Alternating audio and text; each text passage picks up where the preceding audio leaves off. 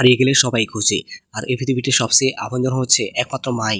একদিন হামজার জন্য আফসোস করবে হামজার মা এবং ভাই এবং বোনেরা, কিন্তু হামজাকে আর হয়তো ফিরে পাবে না। বন্ধুরা, খুবই কষ্টে একটি ভিডিও হতে যাচ্ছে রোজা নামাজ নাটকের 3 নম্বর ভিডিওটি। বন্ধুরা, তোমাদেরকে জানাই স্বাগতম রোজা নামাজ নাটকের 3 নম্বর ভিডিওর মধ্যে। বন্ধুরা, আমাদের আজকে ভিডিওটি স্কিপ না করে সম্পূর্ণ দেখে যাবে।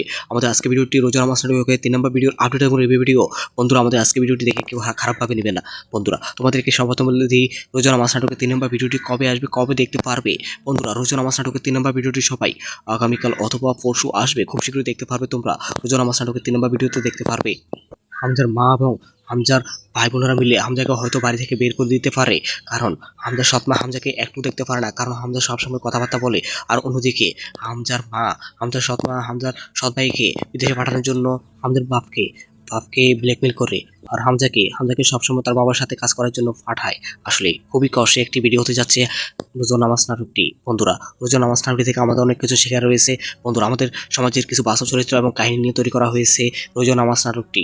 বন্ধুরা, রোজা নামাজ নাটকের 1 এবং 2 নম্বর ভিডিওটি তোমরা কে দেখেছো, তোমাদের কাছে কেমন লেগেছে তা কিন্তু অবশ্যই কমেন্টে জানাবে। আর অবশ্যই আমাদের মেহেরাজ এক্সপ্লেন বিডি চ্যানেলটি সবাই সাবস্ক্রাইব করে রাখবে। আমাদের আজকে ভিডিওতে লাইক থাকবে মাত্র 1000টি।